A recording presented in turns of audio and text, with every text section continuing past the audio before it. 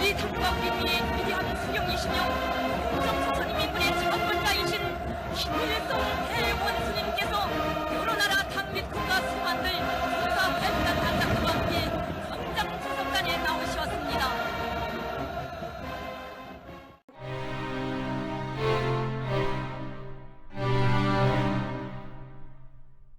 North Korea, the seemingly perpetual thorn in the side of international politics. Ever since the split of the Korean peninsula following World War II, the tension between North and South Korea has never really gone away. Technically speaking, the Korean War is still an ongoing conflict between the two Koreas, with the only thing holding the peace being a ceasefire signed by both sides. Now, as we watch the recent tensions wind down, we're beginning to see what could be a major shift in stability of the region. The most recent threat of nuclear war, however, was certainly not the first major incident following the Korean conflict. There was a point in time when there was actually a very serious chance of America launching a first strike, in that a plan was put in front of President Bill Clinton to possibly engage in open warfare with North Korea for the first time in decades. Before I get into that though, let me give a little bit of context. The year is 1985. North Korea has just signed the Non-Proliferation of Nuclear Weapons Treaty. Great, this means they promised to not build any nuclear weapons. And several years later, on the 10th of April 1992, the treaty went into effect. North Korea gave the International Atomic Energy Agency an initial report, and the IAEA began its inspections in May of that same year. It was soon discovered that there were discrepancies between the report and what the agency was actually finding in North Korea, suggesting there may be more nuclear material than North Korea was leading on. The IAEA asked the North Korean government for access to two sites that were supposedly related to nuclear waste. North Korea denied access, however, and on March 12, 1993, they removed themselves from the Non-Proliferation Treaty. In the summer of 1994, after much back and forth, tensions began to bubble over. Kim Il-sung, the beloved North Korean leader that had ruled for many decades, had died, and his son, Kim Jong-il, took over power. Meanwhile, the US had noted one specific facility in one specific region of North Korea to be of crucial importance to the nation's nuclear program, the Yongbyon Nuclear Scientific Research Center. Key officials in the US government were considering strike plans to take out the research center and effectively cripple the nuclear production capabilities of North Korea. They were confident they could do it and not cause a massive nuclear disaster, just destroying the facility. There were still two major problems with this, though. North Korea, with all of its artillery and sheer number of troops, unfed as they were, still posed an immediate threat to South Korea. The second, and arguably larger problem, was their neighbor, China. Today, the Chinese-North Korean friendship is tenuous at best, but at that point in the mid-90s, there was no doubt that China would have defended North Korea in the case of an attack by the US, also contributing to the massive number of overwhelming troops. When the tensions between North Korea and America were at its peak, China sent troops to the border of North Korea when things were looking like they may have escalated into an actual conflict.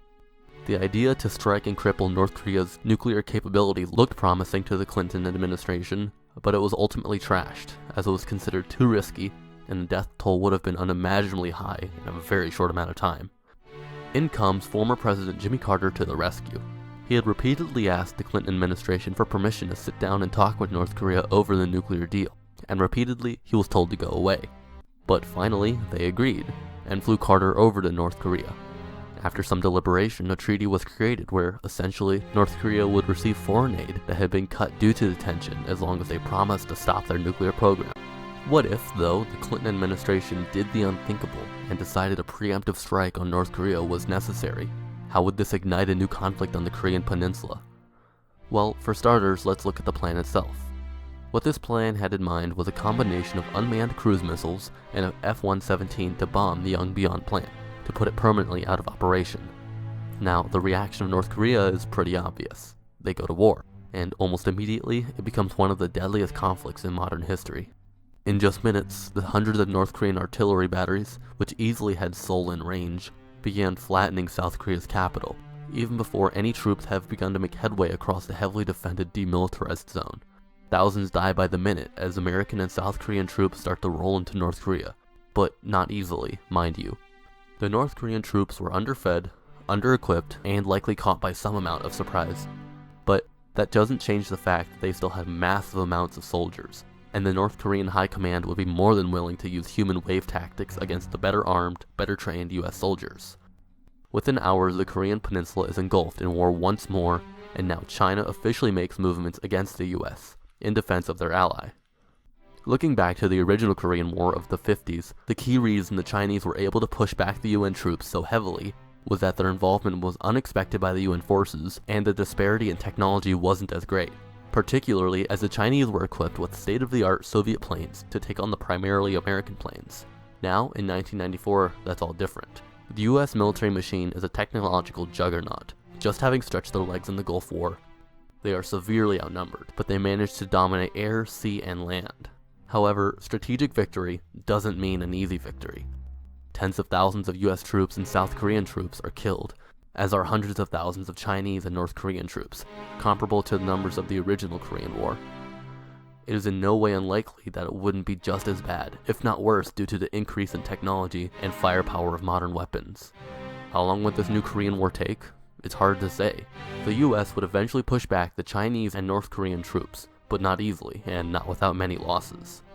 The North Korean supply lines would quickly dry up, and after Pyongyang is taken, the North Korean High Command is all but dissolved, and Kim Jong-il goes into hiding in China. North Korea collapses as a state, and the US is left fighting North Korean loyalists and the People's Liberation Army of China. By the end of the decade, the Korean peninsula would be secured by US forces. Repeated bombing runs on China and the unparalleled air and naval superiority cripple Beijing's ability to fight anything but a land war, and even then, the United States seriously outclassed China. The US had a military budget of $380 billion at this time, compared to China's, which was roughly $6 billion. US forces could theoretically continue into China, but at the severe risk of losing many more casualties, or even China using its nuclear arsenal if Beijing were to be threatened. America hunkers down at the border and continues to bomb China into submission until a peace treaty is eventually signed, ending the Second Korean War, finally uniting the peninsula under one flag. That isn't the end of the story though. This war, though technically a victory for the US, is one that comes at an extremely heavy price. While they did outclass their opponents in nearly every category, there was this idea at the time that wars of the future would be quick, bloodless, and easy compared to the past. So I imagine it would still be easy for Americans to be caught off guard by the brutality they would face in a full-on invasion of North Korea, something they certainly did not face in the Gulf War, primarily because Iraq did not have the manpower that North Korea did, or a powerful ally nearby. By the end of the war, the casualty numbers would have been absolutely staggering. Considering roughly 2.5 million people are estimated to have been killed in the original Korean War, and with the population of these nations having only increased since the 50s, the number is likely to be much, much higher. The total casualties could range anywhere from the low millions to the tens of millions, depending on how much damage North Korea inflicted on South Korea in the beginning, and how many North Korean citizens were killed in the crossfire of the invasion, along with all the direct military casualties. This massive wave of death that sweeps the peninsula, along with the destabilization, collapse, and forced integration of North Korea, causes an unbelievably massive migrant crisis, one that would be unlike anything seen at the time, with millions of North Koreans flooding into China, South Korea, or just moving within what used to be their home territory.